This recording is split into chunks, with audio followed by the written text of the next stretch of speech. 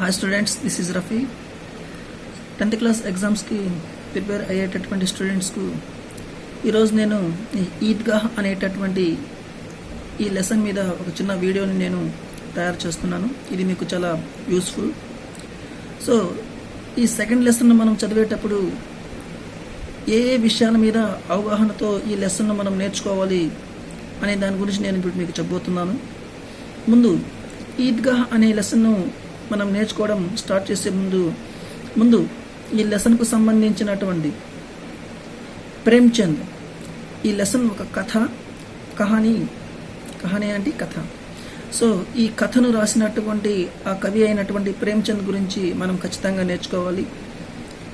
So ఇంకపోతే ఎప్పుడే చెప్పాను నేను, విధా అంటే ఈద్గాహ్ అనేటటువంటి ఈ లెసన్ ఏ టైప్ అంటే ఇది ఒక కథ. ప్రేమ్చంద్ గారు రాసినటువంటి ఇది ఒక కథ. అట్లాగే ఈ లెసన్లో కొన్ని ఇంపార్టెంట్ మనకు ఎగ్జామినేషన్ పాయింట్ ఆఫ్ వ్యూలో అడిగేటటువంటి కొన్ని సంధి విచ్ఛేదనాలు ఉన్నాయి. ఈ సంధి విచ్ఛేదంలో ఒకటి సద్భావ్. దీన్ని మనం సంధి విచ్ఛేదం చేస్తే సత్ ప్లస్ భావ రూపంలో మనం ఆన్సర్ రాయాలి. అట్లాగే కహానీ అనేది ఆన్సర్ మనం సంధి విచ్ఛేదం కింద ఇస్తే దాన్ని మనం కహ ప్లస్ ఆని రూపంలో రాయాలి. అట్లాగే నైతిక్ అనే పదానికి మనం నీతి ప్లస్ ఇక్ అని సంధి విచ్ఛేదనం చేయాలి. అట్లాగే ఐతిహాసిక్ దానికి సిమిలర్గా ఉంటుంది. సో దీన్ని మనం సంధి విచ్ఛేద రూపంలో ఇతిహాస్ ప్లస్ ఇక్ రూపంలో మనం సంధి విచ్ఛేదనం చేయాలి. అట్లాగే మార్మిక్, దీన్ని మర్మ ప్లస్ ఇక్ రూపంలో మనం సంధి విచ్ఛేదం చేయాలి. ఇవి ఖచ్చితంగా గుర్తుపెట్టుకోవాలి. సద్భావ్, కహానీ, నైతిక్, ఐతిహాసిక్, మార్మిక్. సో ఈ లెసన్ మీద అడిగేటటువంటి కొన్ని ఇంపార్టెంట్ సంధి విచ్ఛేదం. అట్లాగే కొన్ని ఇక్కడ ఈ లెసన్ బేస్ చేసుకుని కొన్ని విలోమ శబ్దం ఉన్నాయి. విలోమ శబ్దం అంటే ఆపోజిట్ వర్డ్స్. సజీవ్ అనే పదానికి నిర్జీవ్ ఆపోజిట్ వస్తుంది. త్యాగ్ అనే పదానికి స్వార్థ అని ఆపోజిట్ వస్తుంది. అపరాధి దానికి నిరపరాధి.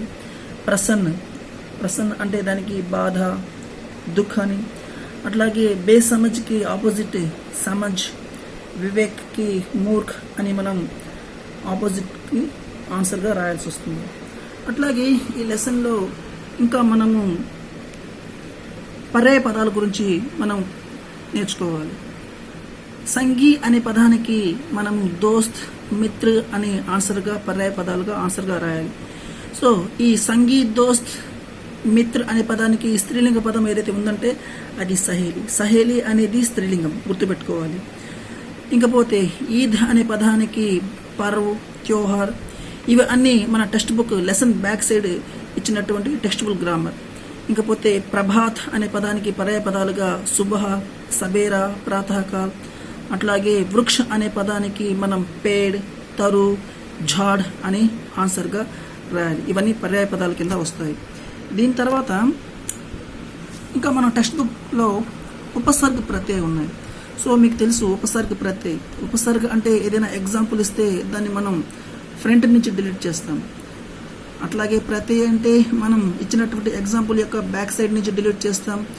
దీన్ని మీరు జాగ్రత్తగా గుర్తుపెట్టుకోవాలి. దేన్నైతే మనం డిలీట్ చేస్తామో డిలీట్ చేసిన దాన్నే మనం ఆన్సర్గా రాస్తాం. ఇక్కడ బే సమజ్ అనే దానికి బే రూపంలో ఆన్సర్గా రాస్తున్నారు. అట్లాగే సద్భావ్కి సత్ గుర్తుపెట్టుకోవాలి. నిడర్లో నీ.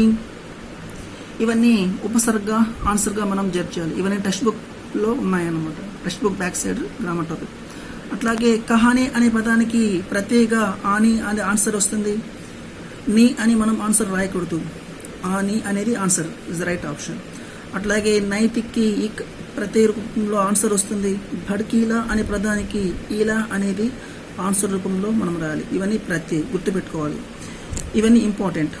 అట్లాగే ఈ టెక్స్ట్ బుక్ పాయింట్ ఆఫ్ వ్యూలో మనకు text book back side abstract noun గురించి కొన్ని ఎగ్జాంపుల్స్ ఇచ్చినాడు.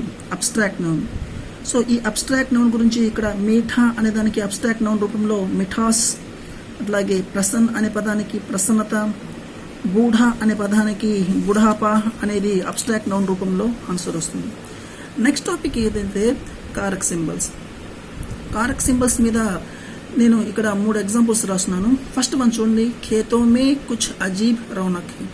ఈ ఫస్ట్ ఎగ్జాంపుల్లో మే కింద నేను అండర్లైన్ చేస్తున్నాను.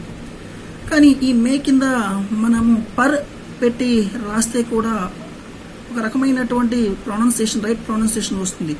కానీ కథ ప్రకారము టెక్స్ట్ బుక్లో ప్రింట్ అయినటువంటి విధానం ప్రకారము మనము ఈ మే పర్ అనే దాంట్లో నుంచి మనము రైట్ ఆప్షన్ రూపంలో మేనే మనము సెలెక్ట్ చేయాలి. సో కేథో మే కుచ్ అజీబ్ రౌనక్ హే, పర్ అనేది పెట్టకూడదు, గుర్తుపెట్టుకోవాలి.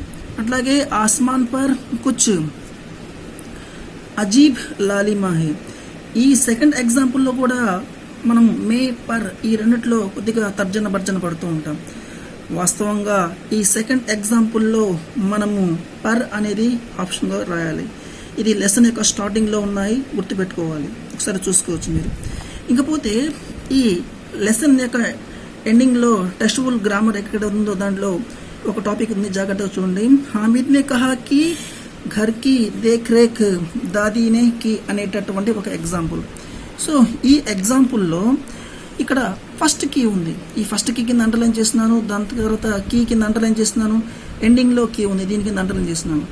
ఇప్పుడు ఈ అండర్లైన్ చేసినటువంటి ఈ 3 విషయాల గురించి మనం ప్రస్తావిస్తే, మొట్టమొదటిది ఈ ప్రొనౌన్సియేషన్ కలిగింది, ఇది సముచ్చయ బోధక్ కంజంక్షన్ అవుతుంది. సెకండ్ వన్ ఇది కారక్ అవుతుంది, సంబంధ కారక్.